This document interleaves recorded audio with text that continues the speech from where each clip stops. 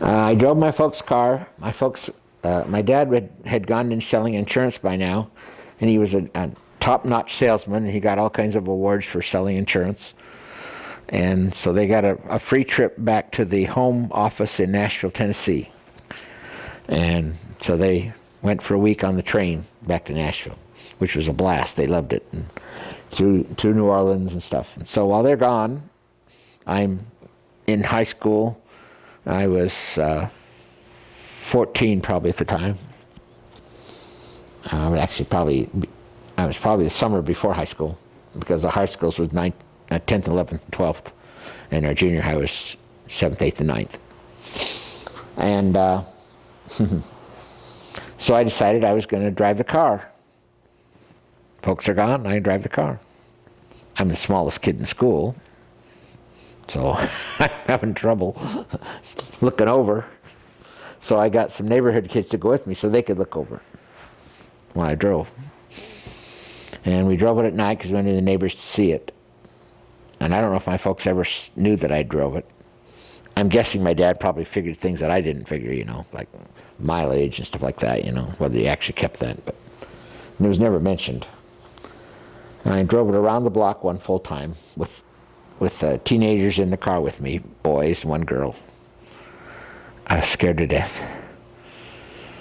Somebody see me, and I drove it around the block, didn't hit anything, and drove it in, tried to put it exactly where my dad had parked it, and got out and didn't drive again until I was 15 and a half. So, if you were scared to death, were your friends putting you up to this, or? Well, partially. Partially it was just, the adventure. Your parents are gone. And I wasn't a Mormon boy. Even Mormon boys might get a little bit of that feeling. I don't know what that has to do with anything. Well, Mormon boys get a little adventuresome, but Mormon boys have training in what's right and wrong more than I ever did. So, my mom gave me some training about right and wrong. My dad gave me some training right and wrong, the reversed what's right and wrong. Well, you knew enough whether it was right or wrong that you get pummeled for doing it, which is really all that matters. Yeah, true. The first time I ever went to church, I went in a sport coat that my dad owned that he'd bought off, it had been fenced. Somebody stole it and then sold it to him. So that's the first time I ever went to church. For that first 6 months I went, and that jacket's the only one he had. So. Then my dad bought me a 38 Model A pickup truck, a 28 Model A pickup truck, Ford Model A. It had a fancy carburetor on it and a wooden back end on it. And it wasn't enclosed. Somebody had just cut it and left the seats there, and it was a convertible with wood. Worth a lot of money now, but probably pretty junky then.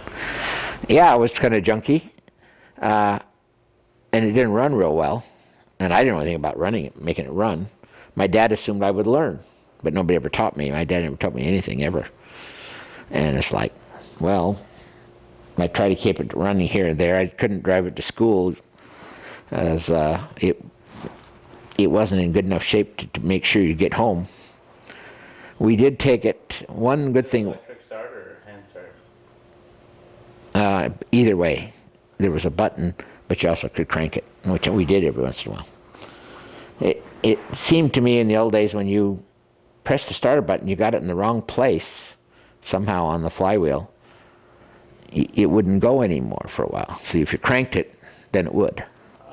I don't know why. That doesn't seem right, but that's. The only good thing I remember about that car was neat. It was really super lightweight. And the guy who had owned it had real smaller tires, smaller tires on the front, and what they call a drop axle, which made it set low in the front, and huge, wide tires on the back, which was cool in those days. There was this bit. And so the one time I ever remember it really, really was special to have was we took it down to the beach. And you could drive on the beach in the sand with it. It didn't steer real well because of the smaller tires in the front. Boy, but you could just go. And we went down one time with our girls In those days, it wasn't against the law to ride in the back of the pickup truck, and because there's only two seats in this thing, and we took about, probably there were 6 of us, and we went down to the beach down by Del Mar, and if you drive around the corner at Del Mar, it's all cliffs. Wait, from Montebello down to Del Mar? Yeah. We would go, the most place we would ever, Long drive. we'd go to Huntington Beach. The beach was where we would go all the time. Church stuff and everything was there later when I joined the church. And then my favorite beach was Corona Del Mar, which is on the edge of Orange County, toward the end. And so we went there all the time. So going down, all the way down there, was because we wanted to go try out this truck this time. And you drive, Del Mar is where the racetrack is. And you drive down to the beach, and the beach is right in front of across the street from there. And as you drive on the beach there, if you can get on the beach with your truck, you can go along the cliffs. Pretty soon you had your own private beach. And that was the coolest thing. And we had food and everything stacked in the back of this thing, and we had a great big picnic and stayed till 11 o'clock at night and went home. And that's about the only time I ever remember it being, we were thinking, well, let's see, no one of us bring another car, and no, it's been running good for this week, so I never drove it to school. It was kind of like a dirty trick. My dad bought me my own car that never ran and knew how to deal with it. So then I bought my own car, senior in high school. I bought a 38 38 Ford Coupe. And it was the car I had in high school. I didn't have a car that went to high school every day because I didn't have enough gas money, number one. Number two, even at 11 cents a gallon. And it didn't run all the time. And so I bought, as kids did, we paid extra, saved our money, and I bought Hollywood pipes on the back. They're called Hollywood pipes, which went instead of it had this big throaty sound. Big throaty round. It was a soft round sound. And when you came around and somebody heard you come, it's like, oh, here comes that. This is going to be a cool car. And then this was just before I joined the church. I actually didn't join, but I started going around with the church kids. And so it was a car that had the front seat folded forward if there's nobody in there, which puts you right into the trunk. And so we'd go to the drive-in and put everybody we could in the trunk. And then we get out of the car, and I don't know if you've ever seen American Graffiti, that there's a scene that has some of that happening. And we go to this, and then everybody go around and find some other teenagers to go sit and watch with them, and then we'd all get back in, and the two of us would pay to go in, and everybody would get in the back seat, back underneath there. I'm not proud of that, but that's things that happen, when you're not a member of the church. A lot of times they charge by the car now. Yeah, well, anyway. Let all those people in, that's your problem. Yeah. But that car was a great learning experience for me. I learned to wire a car because I wired it wrong when I had some problems with it. The radio antenna was underneath the bumper.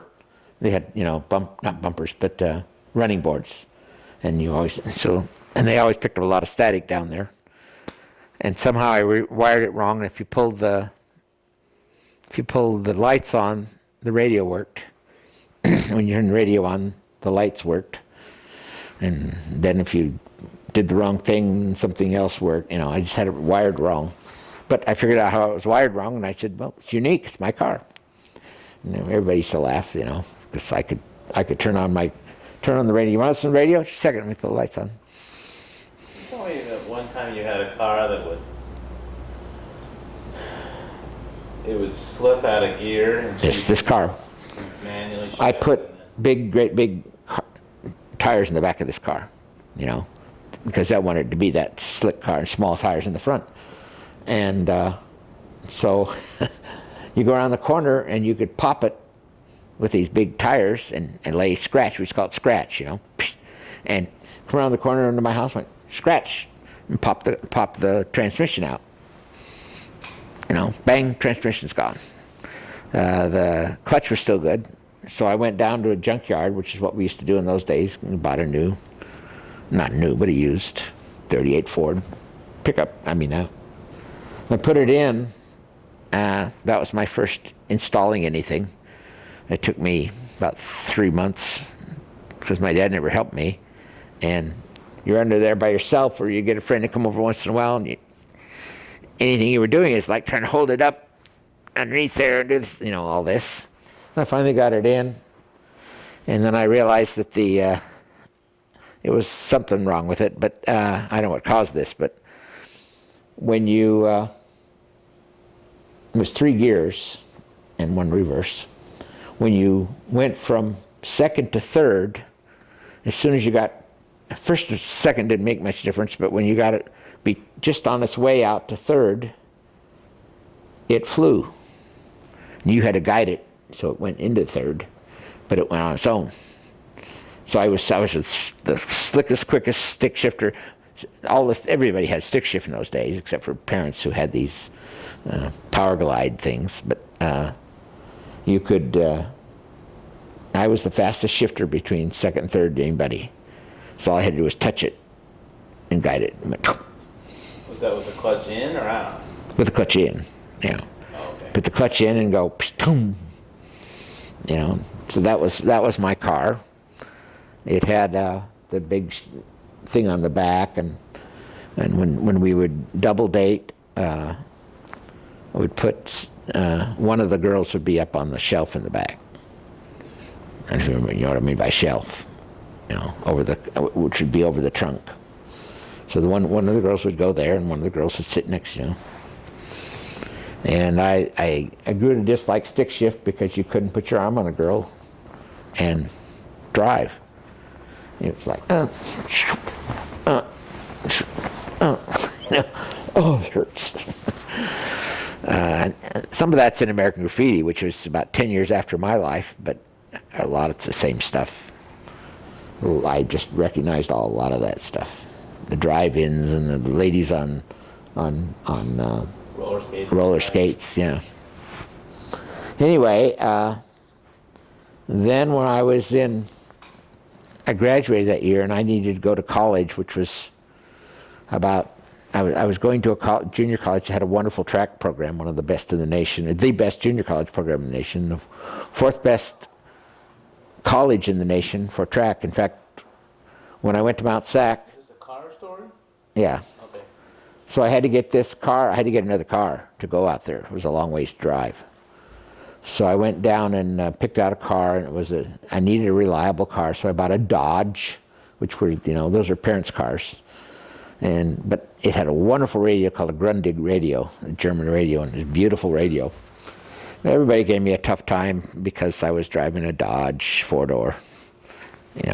Didn't do it. It's like a Buick now or something. Yeah. And but it had a wonderful radio. It had lots of room in it. You could cuddle with your girl and have lots of room in it. And now I was in the church, and everybody belonged to car clubs in those days. And we used to sit and watch television and watch Broderick Crawford in, what's the name of it? It was a Monday night series where he chased people in cars, in police cars. And it was like, everybody went all different, and so it was a great driving show. And we gathered together, and we decided to form a Mormon car club. And you bought plates that had your name on it. They're made in aluminum, of extruded aluminum. But we had a picture of kids coming out of the LDS church, our local LDS church, on it, and the steeple of the church being broken down and on wheels, and we were chasing it to bring it back to the church. So we were going to restore the church. We were the steeple chasers, and we got jackets, with that same picture on the back. And it was pretty cool. You know, you have car clubs was thing to do, but having a car club with all LDS members, now we had a couple of non-LDS kids that joined and went to all our activities and with our same standards and stuff. I got one picture of that of a party we put on. And Tom was in that. Tom Stay was in that. And that car served me until I went away to BYU. It was a very unique car, but it had a combination stick shift and automatic shift. You had to shift into first into second, and then you just have to let up the clutch and it would go to the next gear. So it was just automatic shift, and that was nice because I could put my arm around my girl, and once I got started, and I was engaged then, so it was nice. So I was able to start with my gear, you know, go into second, and then drive with my arm around my girl until I got to a stop sign or something. But that was a real serviceable car. A lot of people didn't realize how neat it was. It had good tires and good motor. Everything went really well on it, you know. Until I hit a really big bump on it one time and put a hole. They used to have cast iron pans in those days, not the metal ones or what they have now, you know. And you didn't dent them if you hit something. If you hit a rock or something, you cracked a hole in it. And usually they drained, and you would notice that right away, but I didn't. I put a hole, not a crack. And it drained the oil all right out. And my car, within 2 miles, the engine froze. So I couldn't drive that to BYU, so I didn't take a car that year. And the best car I ever had, and I wish I had it to this day, was my wonderful car. It was this is in 1959. I bought in Sacramento. My dad helped me buy this car for the first time. I mean, he didn't help me financially, but my dad never helped me buy anything financially. I bought it all myself. But this is the first time he came and helped me buy a car and talked to me about, you know. He said, "Hey, you should have a pretty cool car now. You're in college and you're a senior, and wouldn't it be nice to have a cool car?" I said, "Yeah." And he said, "Well, let's see if we can find something that you'd really like, not something that'll be serviceable, you know." So I bought a 52 Mercury hardtop convertible, which is hardtop convertible. You open it up, and there was just all this openness in it, you know. And it was, I've got pictures of it. It's different colors of a light blue and dark blue, medium blues. And it had a beautiful, beautiful body work on it, just smooth and across, you know. And today it looks good with today's cars. I mean, it looks like an older car, but it still looks good. And I love that car. I always treat my cars poorly because I didn't do any maintenance on them at all. I never changed the oil. I didn't do any of that stuff, you know. In those days, that was worse than it is now because the oil did a lot more damage with bad oil than it does now. And you had to change oil like every 1,000 miles on them. But I never changed oil. And that car overheated on my way home from BYU one Christmas.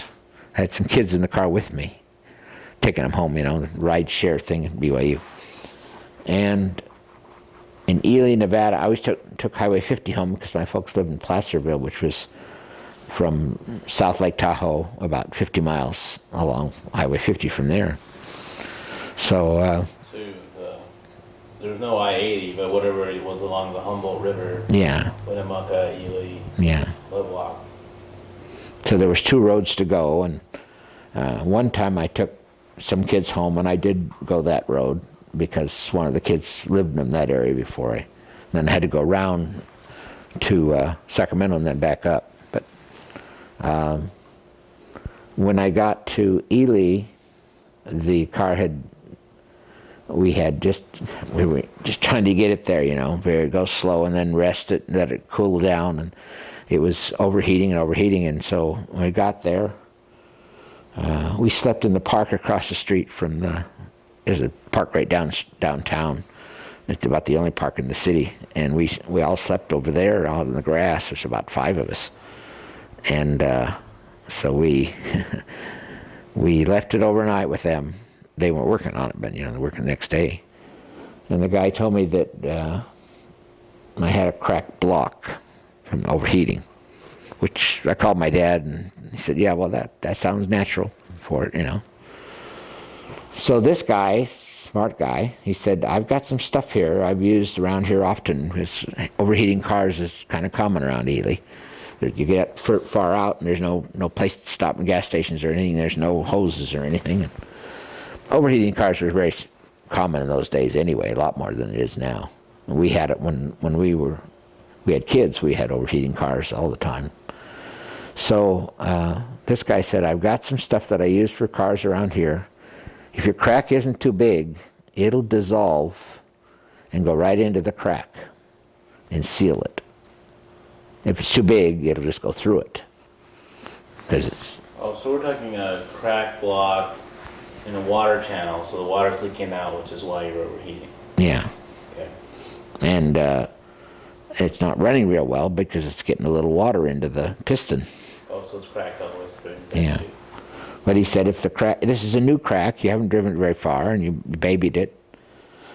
So it might be that the crack isn't too big. I can put this stuff in there, and then we heat the engine up real high, which dissolves everything that's there, which is an aluminum powder kind of thing. And then it finds the first hole it can find, and it'll find that hole. You put it in the water thing, It gets stuck in that hole. and then we have to leave it till it cools way down to start it again and see what we got going. So we were the rest of the day sitting around there and started it up, ran fine. No problem. I drove them all the way home and drove back to college. I went back to college from Christmas. And I drove it home for my senior year. And I was going to go teach in Idaho. I drove it up there. And it drove all the way to Idaho Falls. And then I made a big mistake. Tom had a Volkswagen, one of the first Volkswagens. And we loved it. I double dated with him often, and we loved to go on the Volkswagen. It was new and unique. It had those little flag that came out from the side. Have you seen those Volkswagens that make a left turn? There's a little flag that sticks out. A plastic flag comes out of the side. You can still see them in classic cars, But he had one of those, and we had a lot of fun in it. He had a sunroof. Were they expensive or about average, or? No, they were brand new. They were probably $1,000 less than, not $1,000, no, probably about $500, $400 less than a regular car. I bought a brand new one when we first got married for $1,600, and new cars were selling for $2,000. A Chevrolet was. And so anyway, but when I got into Idaho Falls, I got worrying about that crack. I had a crack in the block. Did it really seal it? Is it going to get heated and go out? So I thought I better buy a new car. New to me. I'm now working. I've got a job, and I can make the payments. Which is always a stupid thing to think, but why make payments is dumb, But so I traded it in before I ever started teaching that weekend. And I trusted the salesman because he told me this, and this, and it was fine. And I later found out the car had been in a wreck, and the Volkswagen had it. It was a little twisted, and it had the gold one. You've seen pictures of the gold one, and we've got a little tiny gold one that Mom keeps in her chest that we bought, a little car that was that color.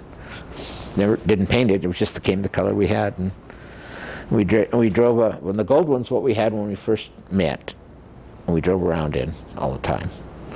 And then after we got married, and that summer we bought a brand new Volkswagen blue one, baby blue. And you should have never bought a new car and you just barely get married. That's another stupid thing. Higher payments, longer payments. I'm making $300 a month, and she's making $295. But that's what we did, and that was the start of the car saga that we went through until we got into Japanese cars. And then things slowed down. I didn't have to go through all that anymore. My 11-year cars, my 14-year cars, and my 11 years at my last car, which I just, Mom, we traded in until she crashed the car. Anyway, that's the cars. Okay. But I still remember tooling around BYU in that hardtop convertible, and the girls going, "Wow, isn't that cool?" It had a beautiful paint job on it. And still think of that car. And there was a guy that joined about 10 years ago, a guy joined the chorus that was a classic car man. He did classic cars, and he had one of these cars in different color that he had restored. And I went and looked at it and went like, I wish I had that car now. It'd probably be worth $110,000. Beautifully restored one. But Yeah. anyway, before we go on to Tom's Day, I want you to tell me your perspective on 2 family trip car disaster stories that I have very little or no memory of. Okay. One is the Blue Chevelle's engine, I'll tell you that one. and then the other one is the truck and the camper with the jack in Idaho. Oh, yeah. I know both those. So tell me the first one. Um, Where were we? we got to tell you how you got into that position first. We were driving up to Idaho one time, and everybody was sleeping. I don't know if you know where Kamen is, but it's up on the hill on the way down to Pocatello.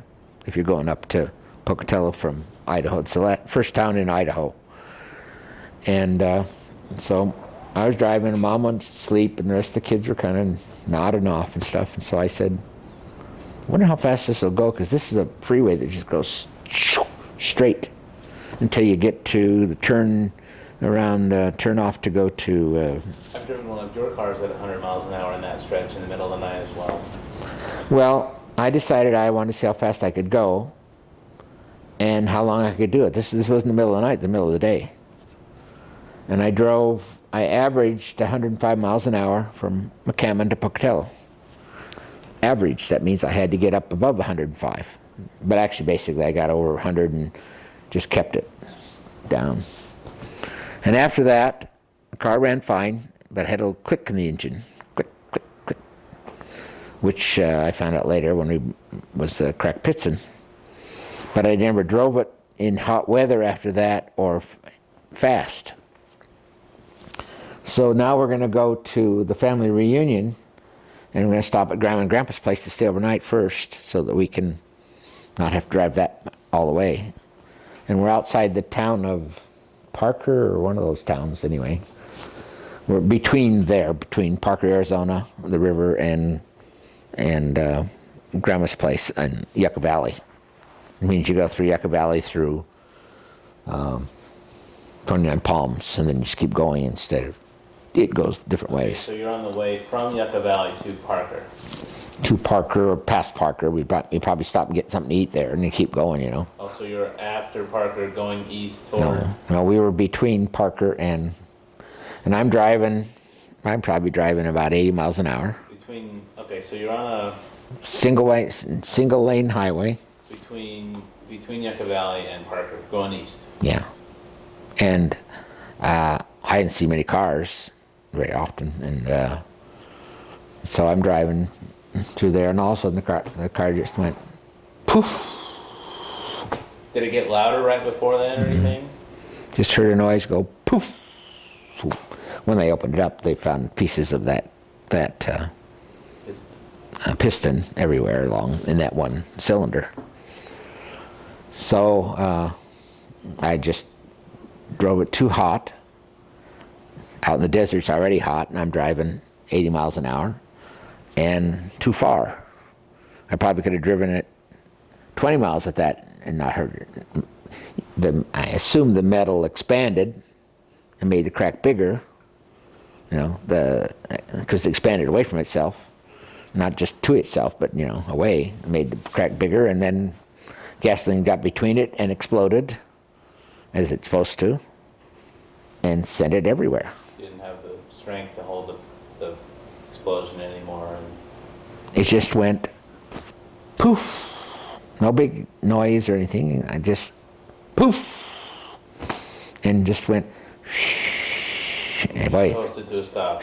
out in the middle of the desert, and when it's hot, it's a long sounding, long ways to go. I thought maybe I could keep coasting until I found someplace, And I just pulled over and got out of the way while we still could. All the engine had some kind of movement. The car had movement, so I could get it off the road. So you noticed right away, the engine was gone, you push on the gas pedal, nothing happens. You stop, you probably crank it a bit, nothing happens. I didn't know what happened for sure, but I knew it wasn't going to run. I did enough to know that. And I'm not greatly knowledgeable about cars, but I knew enough to know that wasn't going anyplace That wasn't a good thing. without being towed in someplace. And so we sat out there, probably a half hour, and along came, and we prayed, as we often did, And I didn't have a real deep commitment to the gospel until I was, 65 years old. I was maybe 6 years, but I was about 64 before I had my conversion story.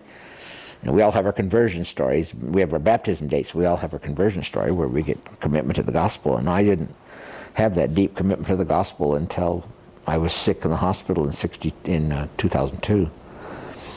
So I'm praying with the family, but I believed in prayer. I always have believed in prayer and deep in prayer.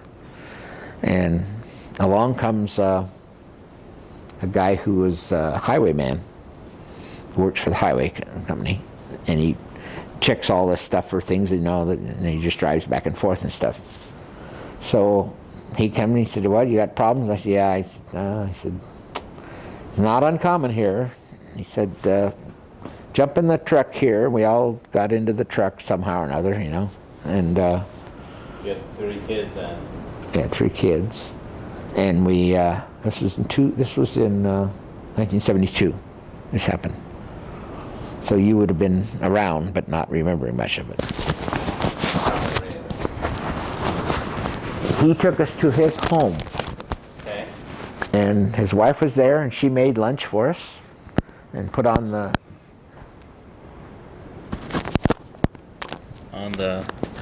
And she put on the television with the cartoons, and you guys are fine. And he told me where to call to get a tow truck to fill up.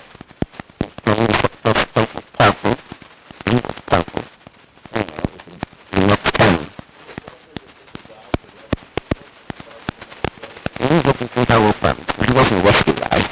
He was the highway inspection person for that section.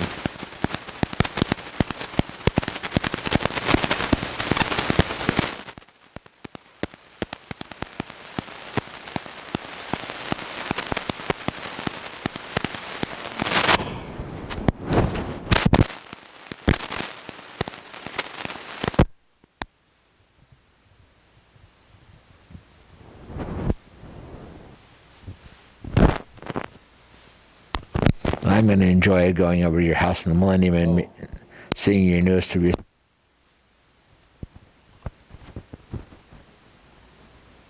Yeah, well, I could probably catch him with it on. it's pretty common. Okay, so let's go back to, Car. he picked you up. Picked us up, took her to his house. His wife fed us lunch and turned on the cartoons. And I called the tow people, and I was going to have him tow it to his house right then, and decide what to do with it. Meantime, I used their phone to call my dad, and I said, "Dad, I have a 1972. It has had 105,000 miles on it. What do you think I ought to do?" What year was the car? 72. It was brand new. Yeah, it was fairly. No, it was not brand new. It was about. It had 105,000 miles on it. How'd you get 105,000 miles on a car in a year? No, it wasn't a year. It was. We had that car from about 19. 68 to 72. We kept that car, further It along. wasn't a 72. Huh? It wasn't a 72 car. It was a... 68 car, something like that. Okay. Yeah, it was a Chevelle wagon. Did you live in Camarillo when you bought it? Yeah, bought it at Curtis Chevrolet in Thousand Oaks. Okay.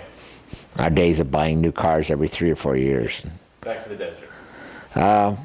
And I talked to my dad about it, and he said, if you can get good mileage on it, and it doesn't cost you an arm and a leg to do the engine, I'd do it. But he said, you're out in the desert, and things cost a lot more often in these little desert towns. The prices are higher because they can't get the stuff there, that stuff. And they can charge you whatever they want. Yeah. So I said, well, I'll have it towed to Parker. I can either junk it in Parker, or I can, whatever. So I took it to the Chevrolet dealer in Parker. And You I... had to get to that reunion Yeah. somehow. Yeah. And so... Cars weren't very prevalent, were they? Huh? Rental cars weren't very prevalent, were they? What cars? Rental cars? No. And we never had rented a car then. So you told us to Parker, if you didn't have this car with you, you had to come up with something. Yeah, and we figured that out. But anyway, the story was, had it towed into Parker. I called the guy after he looked at the engine. He told me what was wrong with it, and I said, well, it doesn't surprise me. And so I said, well, give me a price at putting a new engine in it. He said, you want a new one? I said, yeah, I probably do. Give me a price for the new one and the used one. One from their junkyard area there. And it was $700 brand new. And it was like $621 used. And I called my dad, and he said, $700 a brand new engine? Are you kidding me? He said, that's $500, $600 to $1,000 less than most places would cost you. I assume it was because the labor was really cheap. And they just ordered it directly from the Chevrolet plant, the nearest place where they had full engines. They didn't have any place around you could go get a Chevy engine, There was used. But I told my dad about that. He said, buy the new. You're gonna get guaranteed, and a new engine you don't beat up, you're gonna get 50, 60,000 miles on it. And we actually got a lot more than that, but I gave that car up when it was rusting, and it had about 185,000 miles on it when I turned that in to the junkyard. I actually traded it in. But so we got into Parker and signed the papers to get it started. He told me approximately when it run. He said, I'll call you. I gave him the place where the reunion would be, because Jim had a phone, and in his cabin there. So we got on the bus, rode the bus into Mesa, went up to reunion with other people. They're all going up anyway. You guys rode with your cousins, so it was fun. And we had a great reunion, and that's when we learned to sing a song in front of everybody. I don't know if you remember that. We had a talent, and we had to sing a song. You probably don't remember that. Mom and I... I remember that later. I certainly don't remember the 70s. Mom and I learned to sing a song called I'm on the top of the world looking down on creation, and the only explanation I can find. We sang a duet of that, and it was really beautifully done, but Mom never liked to sing with me. So that was the last we'd do that. But then reunion was over. Went back down into Mesa, got on the same bus, and went up to Parker and picked up a brand new car, a brand new engine, and we only had one problem. They had break-in periods with those engines compared to what they do now, and Japanese never did, because they were much more tolerant, less tolerance involved, But you had to get there was more distance between the pistons and everything, so you had to get it set in. You couldn't drive it over 50 miles an hour. So we drove home at 50 miles an hour, and then we would get some overheating while you were even doing that, which is metal on metal inside the engine, getting seated. And so we just slowed down more, so it wouldn't rub so fast, and less friction. And we said it took us probably 4 or 5 hours longer than it would be to come home normally. We actually didn't go back through that way. I remember we went down the river and got down on the main highway and went down through Blythe and Indio, that whole area, Capizon. We drove slower, got on the freeway and driving 50 miles an hour. You still see people drive like that occasionally, but we drove it home and drove it until I turned it in. The engine was all fine when we turned it in. I would think that somebody would have got a bargain if they wanted that car. But a brand new engine. It was a 68 Chevelle engine, but it was brand new in 72. And it had 105,000. It only had about 60,000 miles on it when I gave it in, or 70, something like that. Those are beautiful engines, beautiful cars. Not as far as for American cars, those like Chevelles and that engine. It was one of those cars that they built right, and those engines just kept going on and on until the Japanese took them over. But that was